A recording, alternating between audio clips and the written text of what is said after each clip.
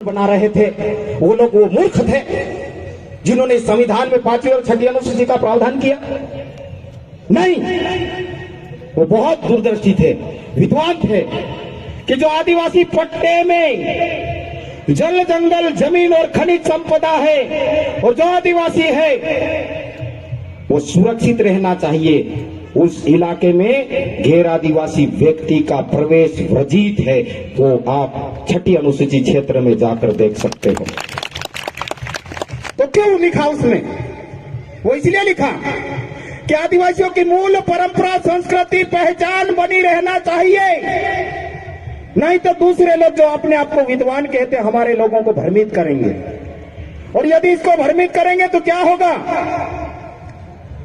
कि ये जो जल जंगल जमीन और खनिज संपदा है मालिकियत के नाते कब्जा करेंगे और जितनी आवश्यकता नहीं है उतना कोयला खोद डालेंगे, लोहा निकाल लेंगे और बड़ी बड़ी प्राकृतिक आपदाएं आएगी।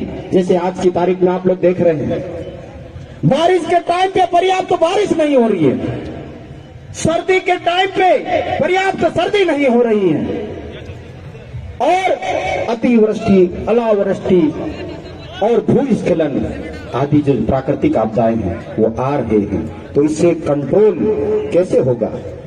तो यदि प्रकृति को सुरक्षित रखेंगे तो प्रकृति को सुरक्षित रखने के लिए और जंगल जमीन और खनिज संपदा को सुरक्षित रखने के लिए संविधान की 5वीं अनुसूची 6ठी अनुसूची का प्रावधान किया गया है।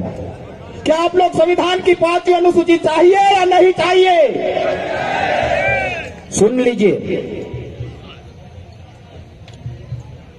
और यहां 144 लगी, यहां 144 लगी,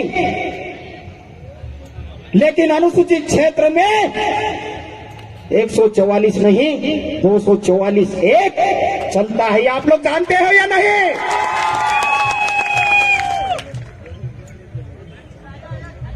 और आदिवासी इलाके जो संविधान की 5वीं और 6ठी अनुसूची के अंतर्गत आते हैं, उसमें संविधान के 13(3) का रूढ़ी प्रथा लागू होता है या नहीं बताइए?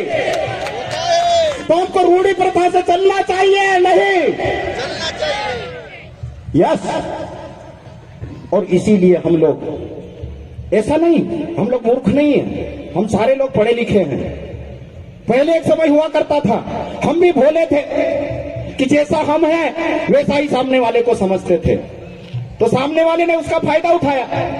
इस देश का जितना इतिहास लिखा तो मेरे समाज को पीछे रखा, मेरे समाज के महापुरुषों को चोर उचक्का डाकू गंवार अनपढ़ जाहिल कहा, और इस देश के संविधान की जो मूल भावना है समानता स्वतंत्रता और बंधुता, उसका उल्लंघन करने का प्रयास किया। लेकिन अभी मेरे समाज का युवा जाग चुका है, संविधान के एक एक अनुच्छेद का अध्ययन करता है और उसकी व्याख्या करता है, उसका मीनिंग क्या है ये समझता। आप लोग समझते हैं या नहीं? तो अब हम संविधान के दायरे में रह के और इस मां प्रकृति का सम्मान करते हुए आदिवासियों के इस वैचारिक आंदोलन को आगे बढ़ाना चाहते हैं। और देश का युवा, जो देश का नौजवान युवा हमारे बीच में बैठा हुआ है,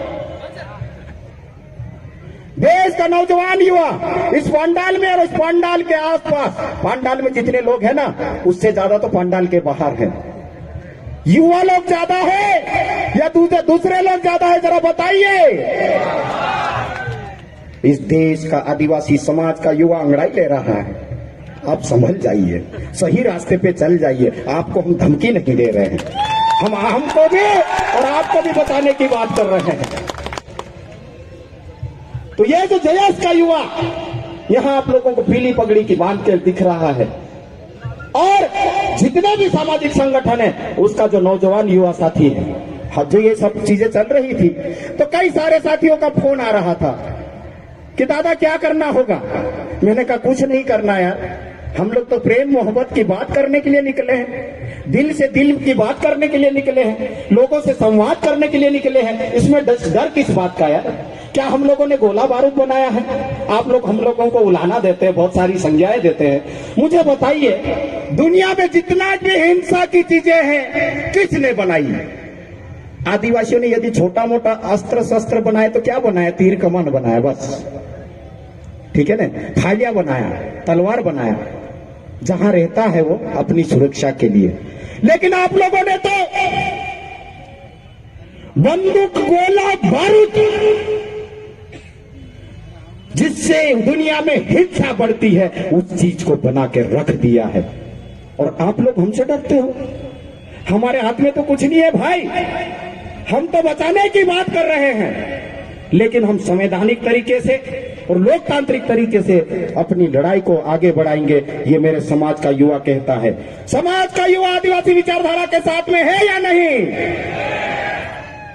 सुन लीजिए। तो जितने भी पत्रकार बंधु यहाँ पर सम्मानी हैं, जो लोकतंत्र का चौथा स्तंभ कहलाता है, हम जो बात कह रहे हैं, पूरा पंडाल जो बात कह रहा है, यदि लिखना ही है तो अच्छी चीज लिखिए, ताकि इस आदिवासी समाज के कार्यक्रम से दुनिया को दिशा मिल सके। दुनिया में अच्छी पत्रकारिता खत्म हो रही है भाई। हम किसी के गुलाम हो गए।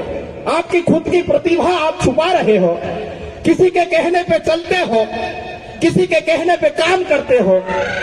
ऐसा चलना चाहिए क्या? तो और अभी वर्तमान दौर में इलेक्ट्रॉनिक और प्रिंट मीडिया के माध्यम से लोगों तक बात जाती है, और हम जैसे लोग यदि सही बात रखने का प्रयास करते हैं तो बात रखने के लिए रोका जाता है। क्या करना चाहते हो दुनिया के साथ में, देश के साथ में, लोगों के साथ में? ये खुल के बोल दीजिए ना जरा एक बार। जो झूठे ढोंग ढकोसले दुनिया को परोसने का काम कर रहे हैं आप लोग, तो जरा सही मार्ग पकड़ लीजिए।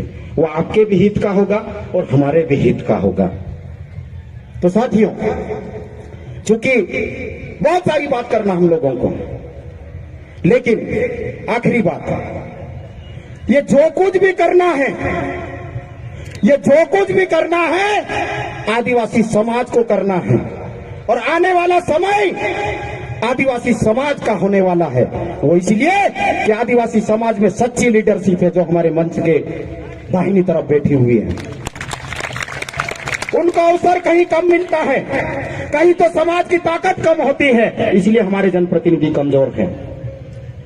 आप लोग एक बार समाज के लोकतंत्र के चुने हुए प्रतिनिधि के साथ में खड़े हो जाइए, फिर देखिए ये क्या करके दिखाते हैं। हमारे राजस्थान वाले साथी कर रहे हैं थोड़ा।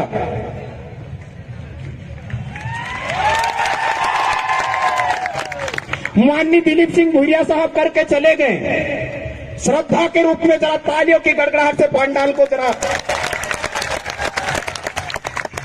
ये असली योद्धा थे। तो हम लोग जो काम कर रहे हैं, न तो देश को कमजोर करना चाहते हैं, न तो देश को तोड़ना चाहते हैं, न तो किसी की पॉलिटिक्स को कमजोर करना चाहते हैं। हम समाज को जोड़ना चाहते हैं। जो समाज बिखर गया है, जिस समाज में दूरियां आ गई है, समाज को इकट्ठा करना चाहते हैं, देश को जोड़ना चाहते हैं, राजनीति को नई दिशा देना चाहते हैं हम लोग, जो ईमानदारी के साथ में आगे बढ़े। आप लोग बात करते हो यार, खुल के बात कर रहे हो। कभी कहते बीजेपी की सरकार है, कभी कहते कांग्रेस की सरकार है, तो कभी कहते मिलीजुली सरकार है। क्या मध्य प्रदेश की सरकार ऐसा नहीं कह सकते? यदि बीजेपी की सरकार बन जाएगी तो कांग्रेस के लोगों को क्या आप मार डालने वाले हो? क्या उसके काम नहीं करने वाले हो? यदि कांग्रेस की सरकार बन जाती है तो क्या बीजेपी के कार्यकर्ताओं को आप क्या करने वाले हो? नहीं, ऐसा ये गलत अवधारणा है, गलत व्याख्या है। यदि झाबुआ का विधायक है तो न बीजेपी का है, न कांग्रेस का है, वो झाबुआ की विधानसभा का है और झाबुआ विधानसभा के लोगों का कल्याण करने के लिए है। ये भावना हमको विकसित करना होगी। जरा दलगत राजनीति से जरा ऊपर उठिए, सही नेतृत्व की बात कीजिए।